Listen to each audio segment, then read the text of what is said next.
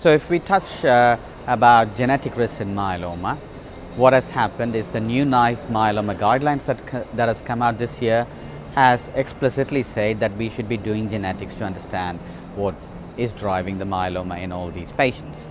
So I think that would bring about a step change within the UK clinically, where we understand the genetics of myeloma patients better. Well, that gives us the advantage of understanding who the high-risk myeloma patients are. In the outset, that would tell us who these patients are who need more closer attention, more continuous therapy,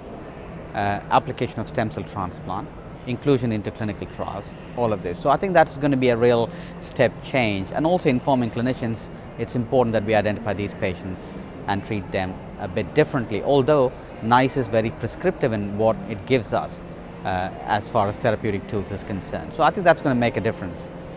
If you talk about smouldering myeloma, the multidisciplinary team meetings that are held across the country where myeloma patients are discussed more and more,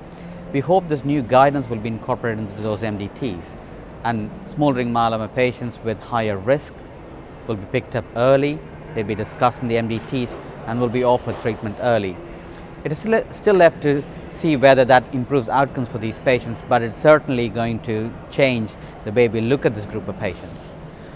As far as risks in elderly myeloma patients is concerned, Gordon Cook and colleagues are going to set up a new elderly myeloma trial where we're going to do this exact same thing around understanding who the frailer patients are,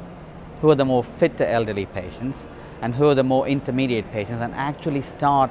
within the clinical trial dividing patients up into these three groups and giving them different dosages of treatment, so we keep them on treatment and get better outcomes for these patients. And we think that would, in 2-3 years' time, influence clinicians within the UK when they do have opportunity to use maybe 2 or 3 different choices of drugs, to employ them more effectively at the right dosages, so we keep patients on therapy and improve outcomes.